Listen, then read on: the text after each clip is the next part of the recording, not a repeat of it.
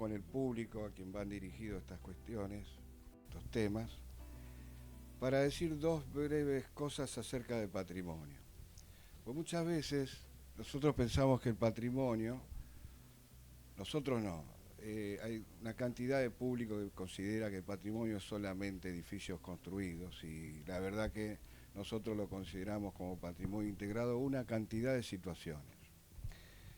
La paleontología, la arqueología, la historia oral, los bares notables como este,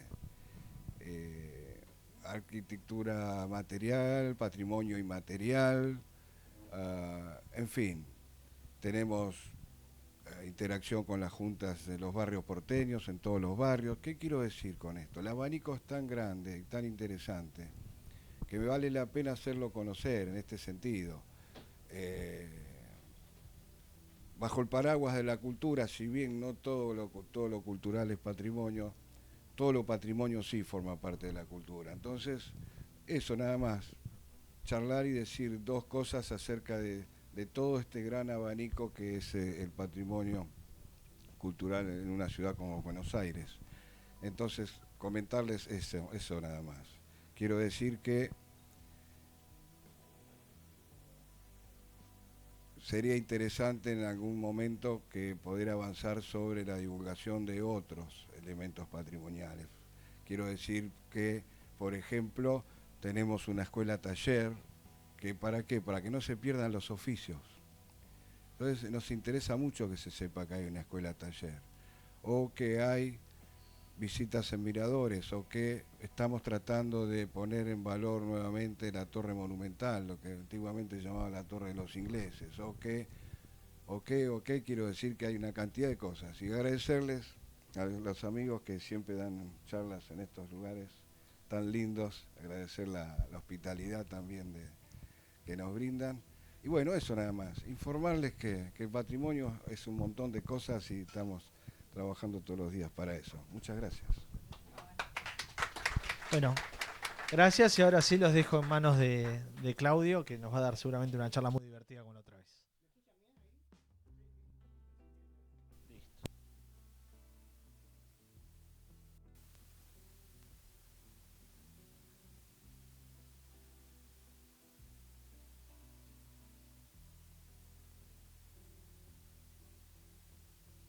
Tenés que usarlo. Sí. Entonces decía, ¿por qué Alicia del País de las Maravillas? Bueno, en primer lugar, porque Lewis Carroll, el autor, era matemático, así que era científico de alguna manera, enseñaba matemática en Oxford.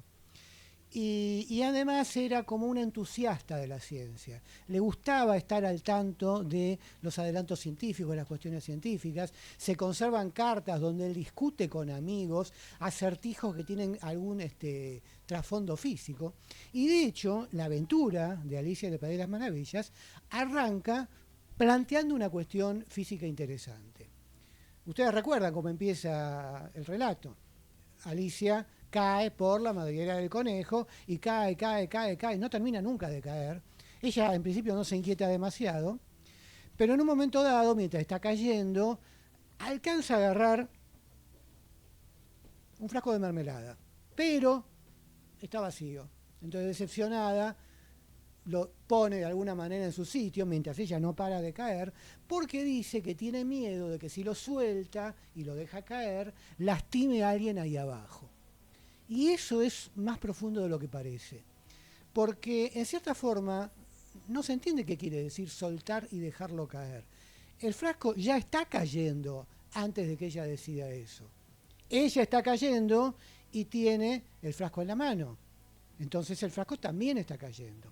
¿Qué pasaría si, de todas maneras, ella, cayendo con el frasco en la mano, decide soltarlo? Bueno, el frasco, que venía cayendo junto con Alicia, sigue cayendo junto con Alicia. Ella vería que el frasco queda como flotando junto a su mano abierta, como si el entorno de Alicia fuera una especie de burbuja antigravedad, de cápsula donde no se experimenta la gravedad. Tengo un pequeño dibujo que ilustra esta situación. A ver, dale una. Esto al margen, sobre los trabajos académicos de Carol, dicen que a la reina Victoria le gustó tanto Alicia en el País de las Maravillas que le pidió a Carol que le dedique su próximo libro, posiblemente esperando otra obra como Alicia en el País de las Maravillas. Bueno, su próximo libro fue el que está en el medio, Tratado General de Determinantes, un tema de álgebra avanzada, pero bueno, cumplió su promesa. Siguiente.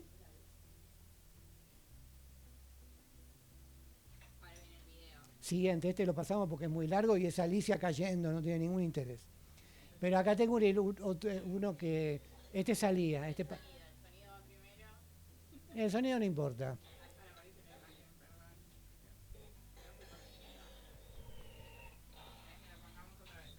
Fue muy rápido.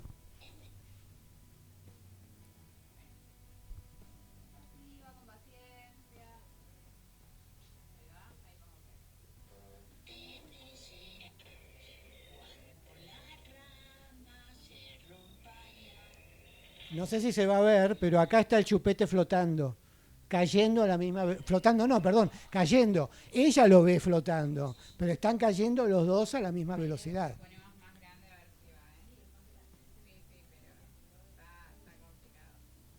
Créanme que hay un chupete flotando junto a ella.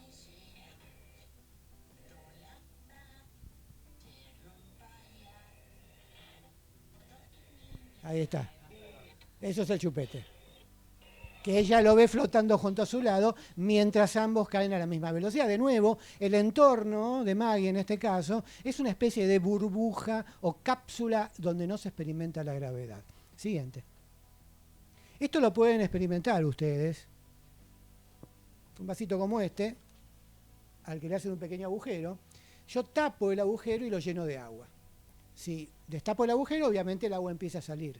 Pero si yo destapo el agujero y al mismo tiempo suelto el vaso, mientras el vaso cae, nada de agua sale por el agujero. Porque la misma fuerza que en principio tira del agua para hacerlo salir por el agujero, tira del vaso para hacerlo caer. Y es ahora el vaso el que se comporta como una cápsula antigravedad. No lo voy a hacer porque sería un enchastre, pero los remito a una propaganda del año 2013, 2014, era alrededor del Mundial de Brasil, en que Messi, una propaganda de Pepsi, en la que Messi hacía jueguito con una lata de Pepsi abierta.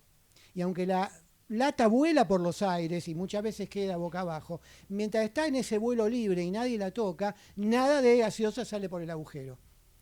Por la misma razón que nada saldría acá, por la misma razón que el chupete no se le cae a Maggie o el frasco de mermelada no se le cae a Alicia. Siguiente. Bueno, ahí está el video que no lo vamos a ver. No, no importa, no va a hacer propaganda gratis a Pepsi.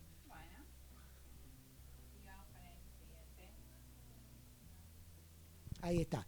Todo esto, Carol no lo cuenta, no lo menciona. Alicia en el País de las Maravillas es un cuento que él improvisa durante un paseo en bote y más tarde lo transcribe completándolo, pero no es una obra muy pensada.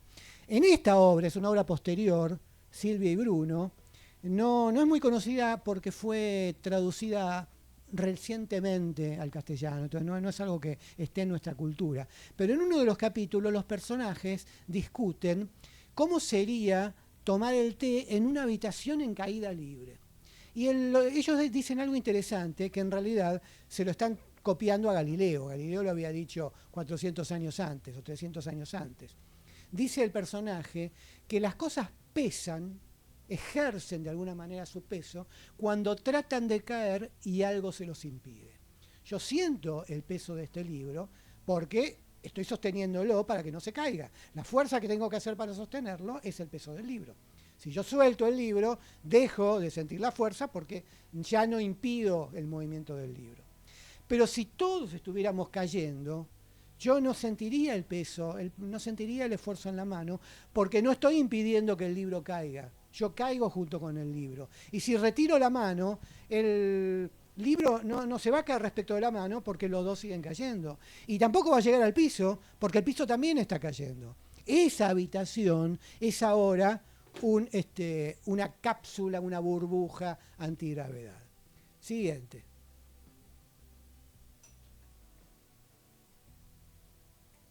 Bueno, acá venía un video de la Pantera Rosa en que ella construye su casa tapando la visual de un observatorio y el director del observatorio, enojado, empuja la casa de la Pantera Rosa por un precipicio y vemos a la Pantera Rosa cómo se comporta la física, los objetos que hay en su casa, mientras la casa está cayendo. La cama flota, ella flota, sus pantoflas flotan.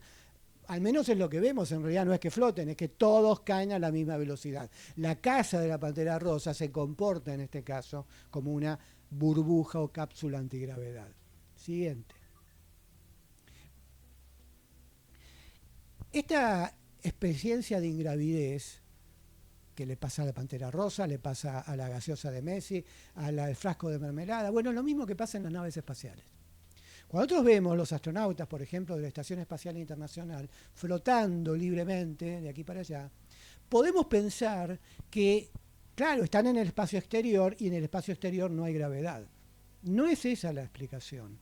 Primero porque esas escenas que solemos ver muchas veces no transcurren en el espacio exterior, transcurren en las inmediaciones de la Tierra.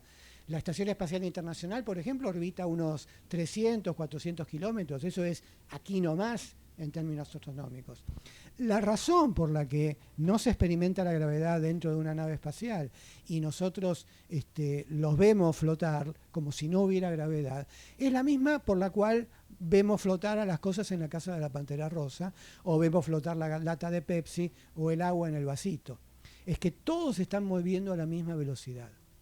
En una nave espacial, por ejemplo, los viajes a la Luna, los motores actúan durante los primeros minutos. El viaje dura como 4 días, pero la mayor parte del viaje es una especie de vuelo libre. El motor, el cohete Saturno V, le daba a las cápsulas Apolo el impulso y la velocidad necesarias para que caigan naturalmente en la Luna. Como un basquetbolista que le da un impulso a la pelota y calcula para que caiga naturalmente en el aro, lo mismo pasaba con las naves.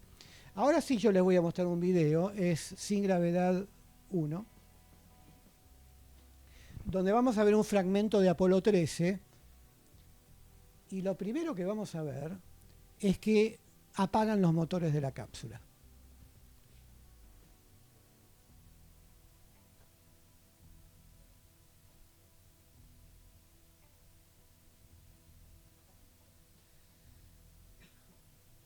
Bueno, esta es la cápsula con todo el... Ahí dentro de un rato van a ver que se apaga. Ahí se apagó. Y fíjense lo que pasa. Imaginen lo que pasa. Bueno, ellos empiezan a jugar, se relajan los astronautas porque ya lo peor pasó. Y ellos juegan, los cascos y los guantes flotan libremente. Más o menos. Usen la imaginación. Es esencial que esta escena transcurra inmediatamente después de apagar los motores.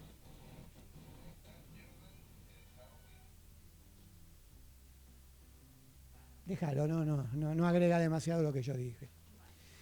¿Por qué es importante? ¿Por qué el director hizo esa secuencia? Se apagan los motores, viene la ingravidez. ¿Qué pasa cuando una nave voladora apaga sus motores? Empieza a caer.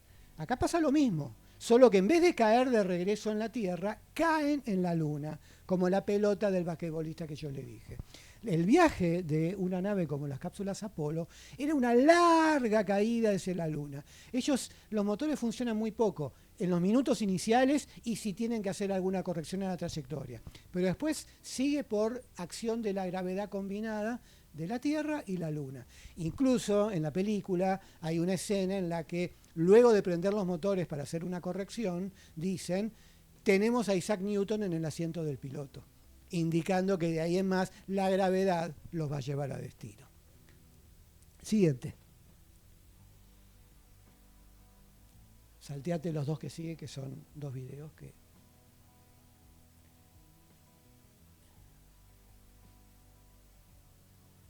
Mientras les cuento otra cosa, ustedes dirán respecto de la escena que yo les pido que imaginen que vieron, que es una película, tiene el mismo valor probatorio que el dibujo de la Pantera Rosa. Sin embargo, esa escena que casi vieron fue filmada, no fue filmada con efectos especiales, con hilos invisibles, trucos de edición, fue filmada en condiciones de auténtica ingravidez. Los actores, con su ropa, el escenario, el equipo de filmación, se subieron a un avión, el avión despegó, levantó vuelo, cada vez más alto, cada vez más rápido, cada vez más alto, cada vez más rápido. En un momento dado el piloto puso los motores al mínimo, casi hasta apagarlos. El avión igual siguió subiendo, alcanzó una altura máxima, comienza a caer, hasta que el piloto reactiva los motores para recuperar el control del vuelo. Pero ante ese vuelo, que dura más o menos 1 minuto, y que el avión realiza con sus motores apagados, no se experimenta la gravedad dentro del avión, porque el avión se mueve solo por efecto de la gravedad, y esa gravedad afecta al avión, a los actores, a la escenografía y todo lo que hay en el avión. Es una técnica que se desarrolló en tiempos de la carrera espacial para adiestrar a los astronautas en operaciones y maniobras en condiciones de gravedad cero. Y es tan simple que una empresa ya le buscó la vuelta para hacer de esto un negocio. Equipó un avión con estas características y ofrece al público paseos de gravedad cero, para que la gente común pueda tener la experiencia de flotar en un ambiente de gravedad como hacen los astronautas. Ahí, por ejemplo, Stephen Hawking fue invitado a hacer uno de esos vuelos. A ver, siguiente. La revista Sport Illustrated hace todos los años una producción especial con alguna modelo. Una vez la hizo en un ambiente de ingravidez. Ella jugaba con la pelota esa, flotando libremente. Y ahí, siguiente.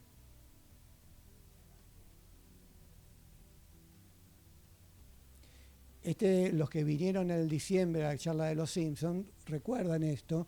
Este es uno de los productores de Los Simpsons que fue invitado por Matt Groening a hacer uno de estos paseos.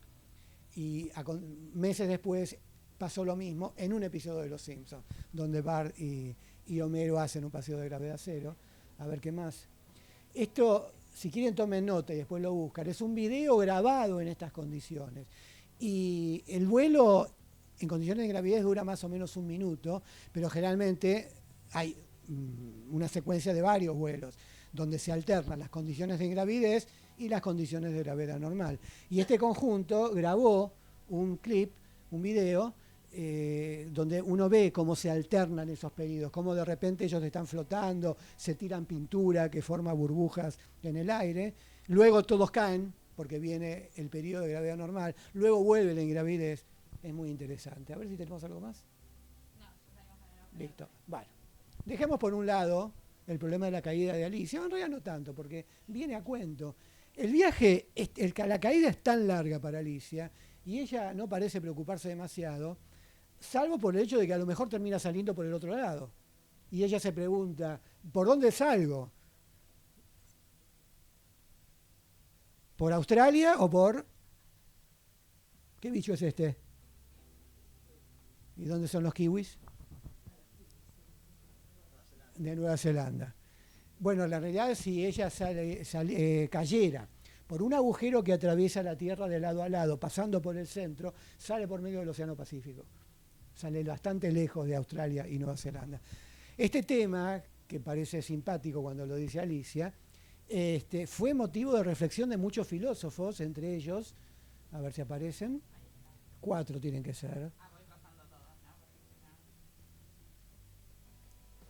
Bueno, mucho. Galileo, Bacon, Voltaire, que Voltaire también era medio científico, también tenía curiosidad por cuestiones científicas. Bueno, acá tenían que aparecer las caras de...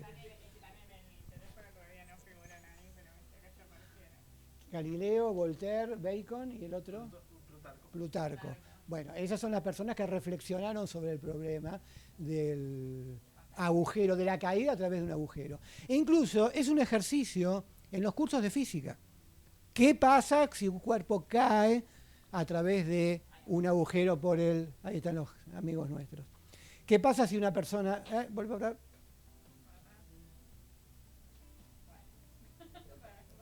Bueno, lo que pasa es que durante la primera mitad de la caída empieza a caer cada vez más rápido, llega a una velocidad máxima en el centro y acá la gravedad tira al revés. Entonces lo va frenando y en condiciones ideales, si no consideramos las pérdidas por rozamiento que se producen, sale por este lado y se queda momentáneamente detenido ahí. Y luego para el otro lado. Oscilaría de un extremo a otro del túnel, del agujero en el medio, con una duración de viaje de 42 minutos, porque es un ejercicio que en los cursos de FIA se hace y yo lo tuve que hacer. La caída de un extremo a otro es 42 minutos, el regreso al punto de partida 42 minutos, y esto lo menciona Carol en Silvia y Bruno, el otro libro que les mencioné, porque uno de los protagonistas dice que en su tierra, en su país, los trenes no necesitan locomotora, funcionan por gravedad. Y alguien dice, bueno, sí, yo entiendo un tren que caiga todo cuesta abajo de una ciudad a la siguiente, pero el tren de vuelta no puede, va vuelta arriba, no puede ir cuesta abajo de los dos lados. Y el tipo dice, sí, es cuesta abajo de los dos lados. Ah, ¿ya está? No, así como la velocidad de caída no depende, el tiempo que tarda un cuerpo en llegar al piso, si obviamos las pérdidas por rozamiento, no depende de la masa, es una experiencia que Galileo hizo en la Torre de Pisa, tiró un ladrillo y una bala de cañón y los dos cayeron al mismo tiempo, a pesar de que la bala de cañón era mucho más pesada. Bueno, el sistema ferroviario que expone este señor que decía recién, que donde los trenes funcionan por gravedad, cayendo en ambos sentidos, es una red de túneles que unen ciudades, no necesariamente por el medio. Puede haber una ciudad acá y otra acá, entonces el túnel es así. Bueno, es más o menos lo mismo, porque si ustedes imaginan un túnel más o menos por acá, el centro del túnel está más cerca del centro de la Tierra que las bocas. Entonces, de acá para acá cae, de acá para acá aprovecha el envión que tomó al caer y sale por el otro lado. Y yo dije que el viaje, en este caso, de extremo a extremo es 42 minutos. Siempre es 42 minutos. No importa cuál es la forma en que está. Si es un túnel recto, de extremo a extremo, 42 minutos para un lado, 42 minutos para el otro, con lo cual me imagino el cartel en la estación de trenes. Todos los horarios son el mismo. Todos los trenes llegan a destino en 42 minutos. ¿Qué pasó? ¿Se colgó? Voy a salir y volver a entrar para que...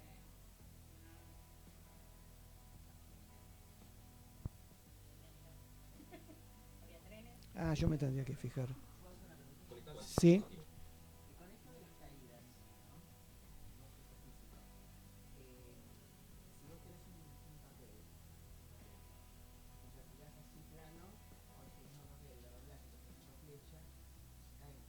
Sí, porque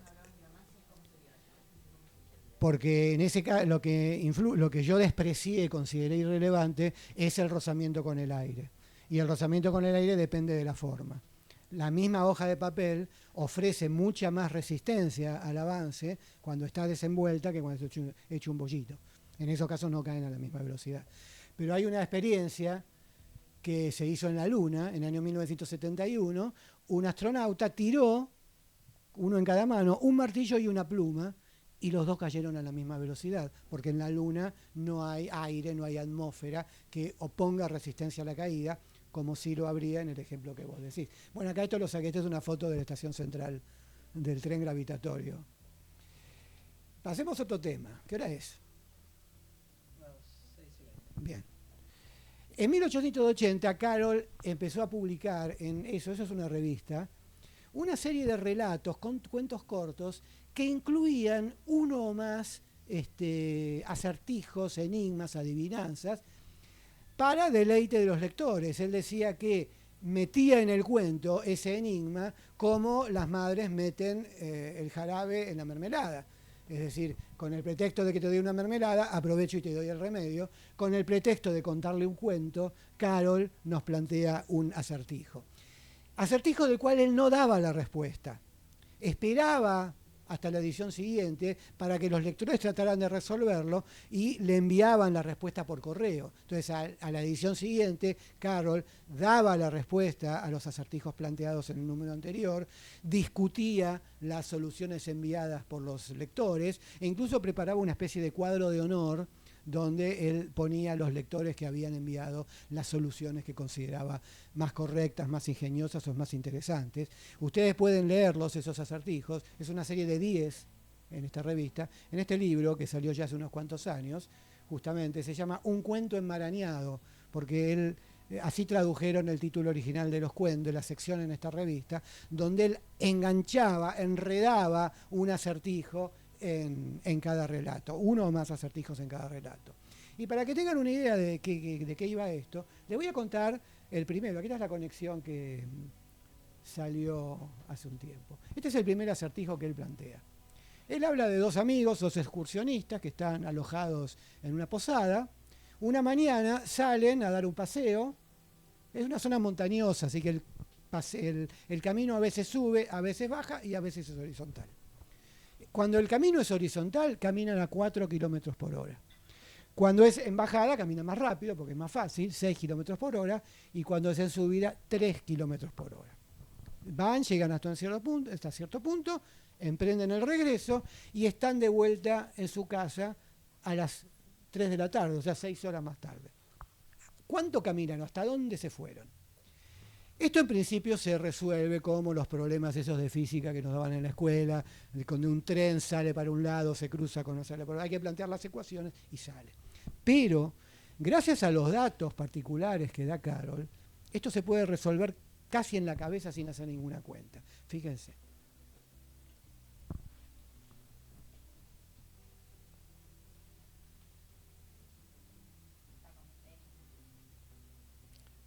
Vayamos pensando. Si van a 4 kilómetros por hora, ¿cuánto tardan en recorrer 1 kilómetro?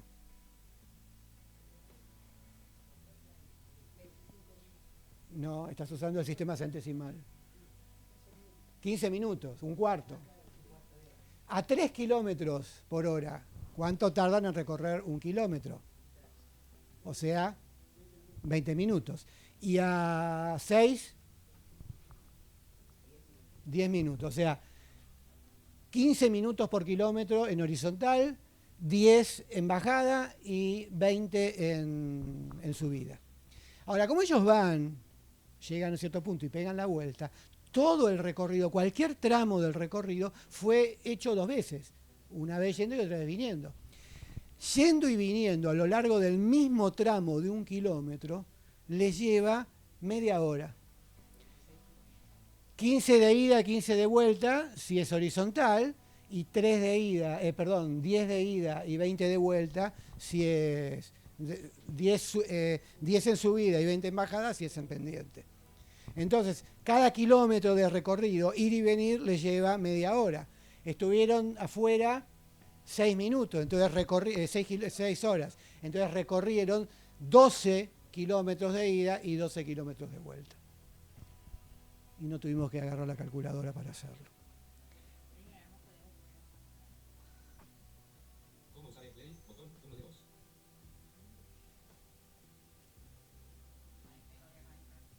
Y también está con Wi-Fi.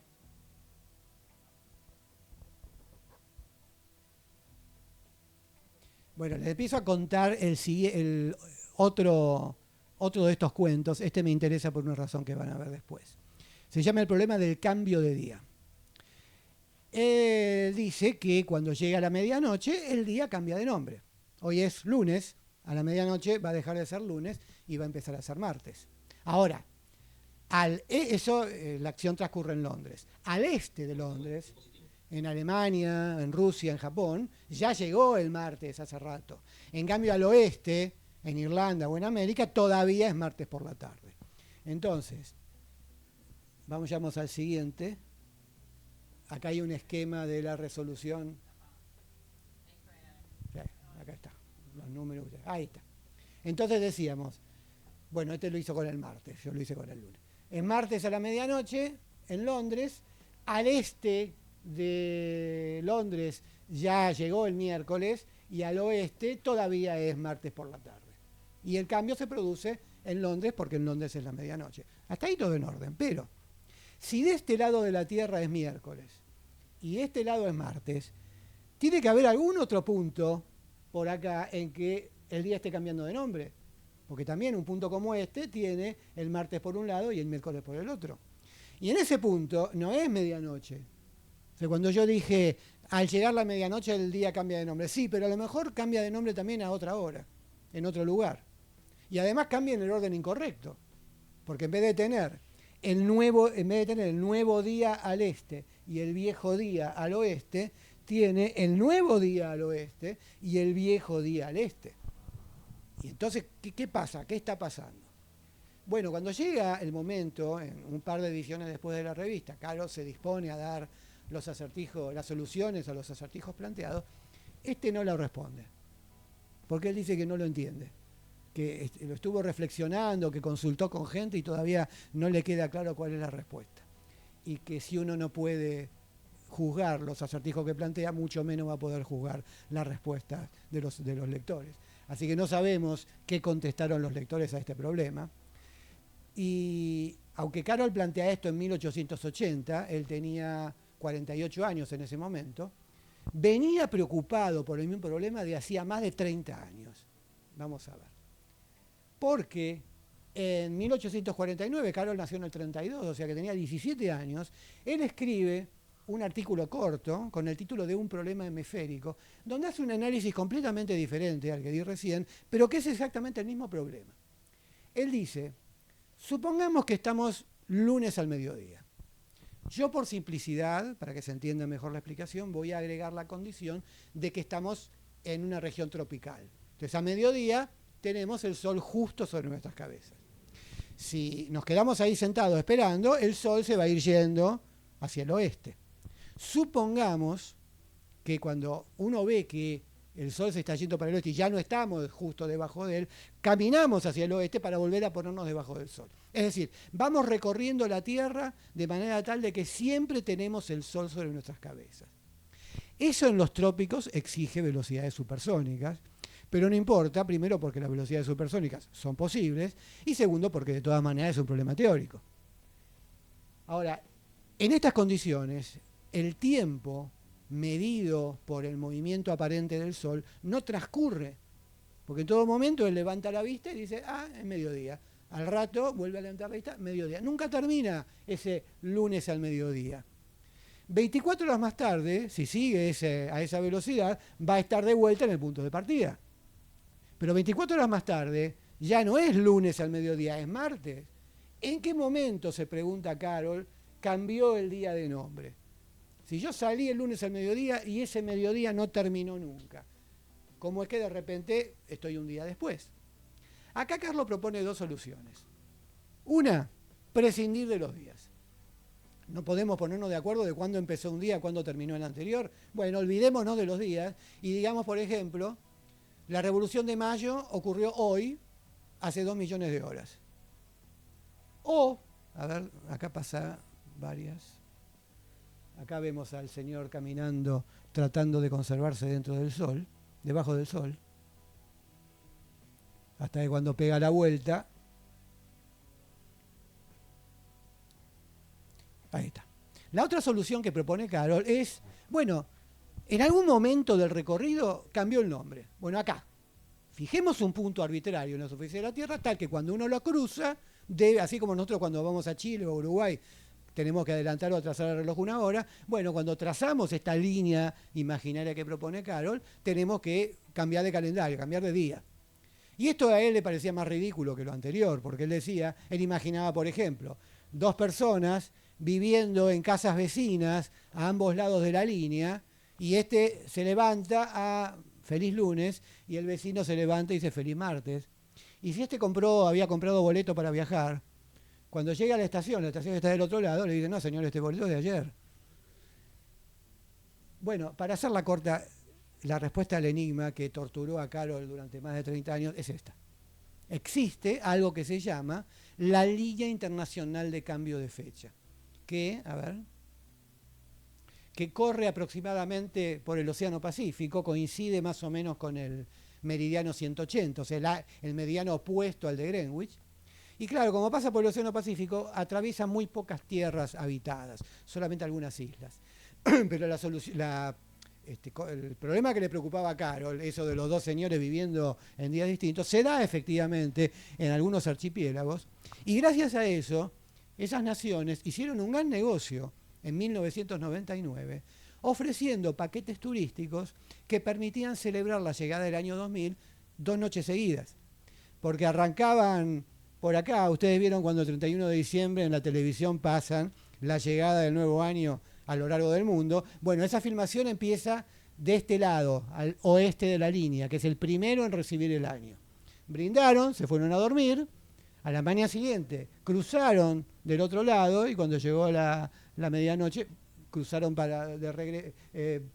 cruzaron del otro lado, donde todavía era 31 de diciembre, y al llegar a la medianoche volvieron a brindar.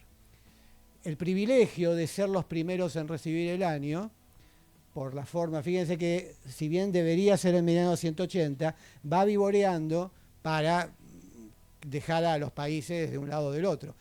Hay dos países que están lo más adelantados en ese sentido, que son naciones insulares, por supuesto, que son Kiribati y Samoa Occidental. Esta cuestión del cambio de fecha es la clave para el desenlace de La Vuelta al Mundo en 80 días.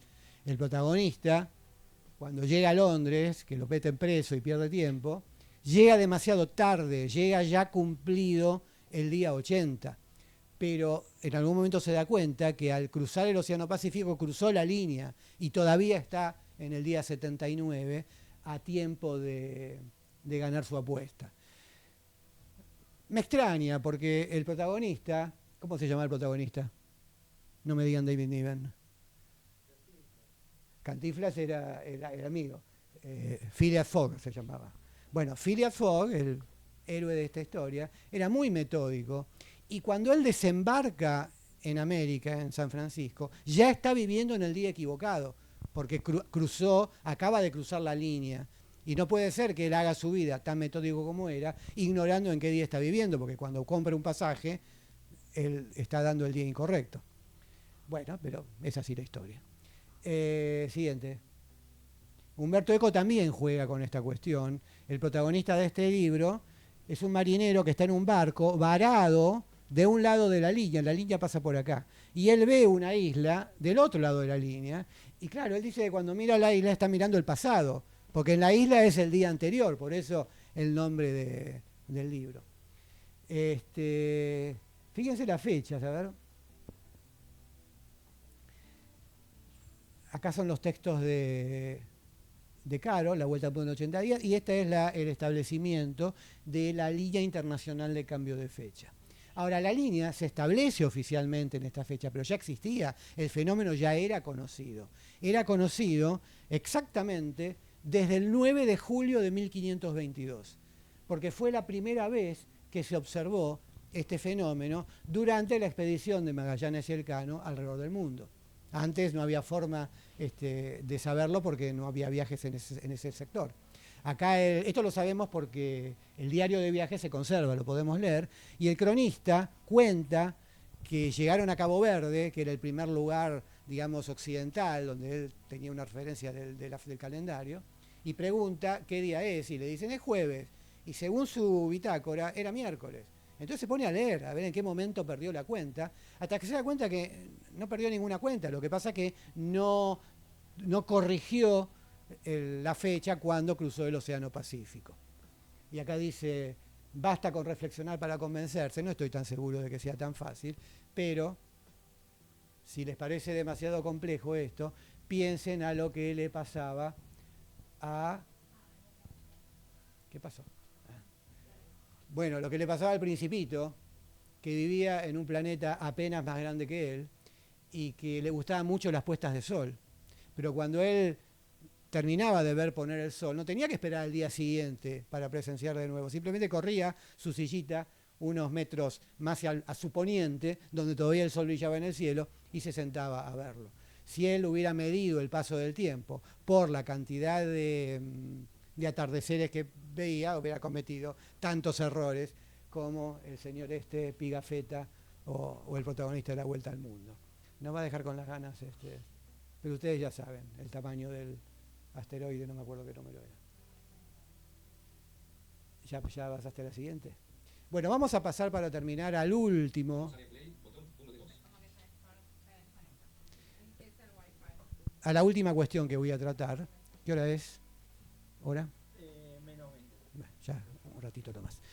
Hay una especie de continuación de Alicia en el País de las Maravillas que se llama A través del espejo y lo que Alicia encontró del otro lado, que es más o menos lo mismo, incluso se repiten los personajes, una historia de absurdos, cosas que no se entienden, y si en Alicia en el País de las Maravillas los protagonistas son, entre otros, los naipes de la baraja, ahí está el Principito.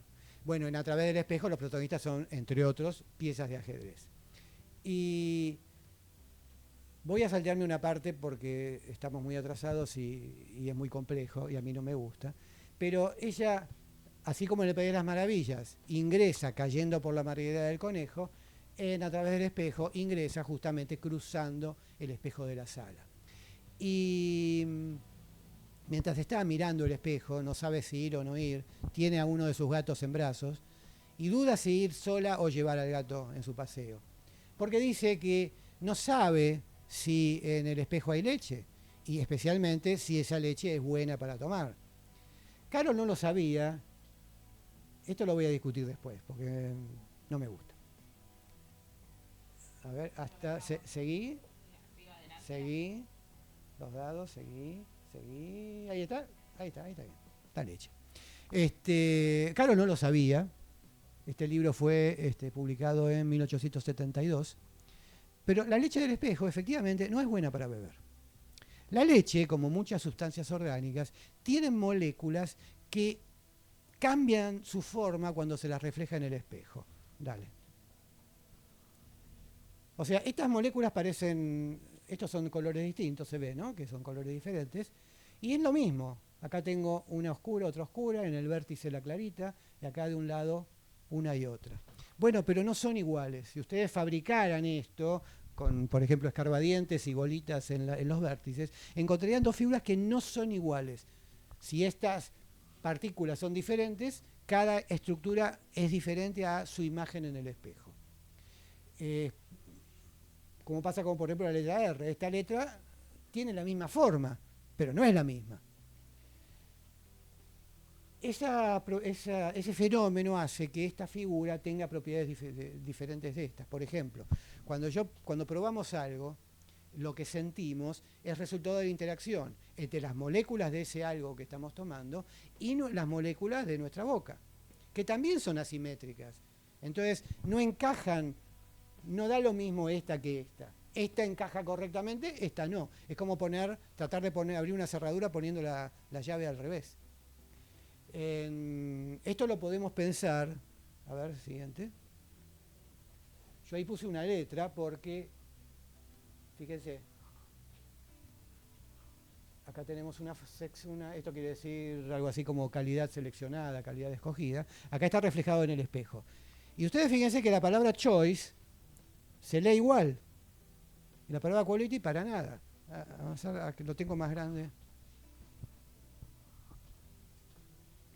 ¿Qué magia tiene la palabra choice que permanece invariable al reflejarse en el espejo y que quality no lo tiene?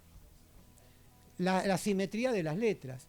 Todas estas letras son simétricas, así arriba abajo, o sea, la mitad de arriba es igual a la mitad de abajo, mientras que en quality hay una sola letra que tiene esa propiedad, la I. La A también es simétrica, pero respecto de un eje vertical, no respecto del horizontal. Bueno, las moléculas como las de la leche se parecen a las letras de choice. Como son simétricas, se comportan igual cuando son reflejadas en el espejo. Si por ejemplo, perdón, al revés. Las de la leche son como la palabra quality y al reflejarse es otra sustancia, cambia las propiedades. Alguna vez se pensó en tratar de sintetizar artificialmente azúcar, el azúcar también tiene moléculas de este tipo, simétrica, el azúcar al revés. ¿Para qué? Bueno, como no reaccionan con las moléculas de nuestro sistema digestivo, no engordan, no las podemos asimilar. No solo nosotros no las podemos asimilar, ningún ser vivo lo puede asimilar. Entonces, por ejemplo, no se pudre, porque los microorganismos causantes de la descomposición no pueden trabajar con esas moléculas invertidas. Tampoco son saludables para los microorganismos que tenemos en la boca y que producen caries. O sea que no engorda, no se pudre, no produce caries, probablemente tampoco sea dulce, porque la sensación de dulzor también depende de la simetría. Este fenómeno es conocido, se conoce desde la época de Pasteur. Pasteur fue el primero que estudió qué pasa con la asimetría de las moléculas, cómo altera sus propiedades. Pero no se entendió del todo hasta los experimentos de dos señores, Achille Lebel, francés, y Thomas van Hoff, holandés, que en 1874 desarrollaron una teoría que explicaba por qué ciertas moléculas tienen esta propiedad. A través del espejo se publicó en 1872 o 71, así que Callon no tenía noticia de este fenómeno. Bueno, voy a dejar acá, lamento la demora inicial. Yo los invito... acá, no, para acá, más. Ahí está. Yo traje algunos ejemplares de un libro, después si lo quieren mirar, donde cuento esto, pero es básicamente el contenido de la charla. Y si les interesó y quieren saber qué sigue, ahora sí, qué sigue, pueden visitar esta página donde yo, por un lado, publico estas cuestiones y también anuncio las próximas presentaciones, en particular, el que esté interesado, el martes, no mañana, el otro martes, a las 8 de la noche voy a estar en este lugar, Gavilán Bar, es a una cuadra de la cancha de Argentinos Juniors, con una charla similar a la que se dio en diciembre sobre la ciencia de los Simpsons. ¿Alguno vino? Sí, bueno, ustedes no vengan. No, va a haber algunas cosas nuevas, pero es esencialmente la misma charla, el mismo contenido. Bueno, eso es todo. Muchas gracias. Espero que lo hayas disfrutado.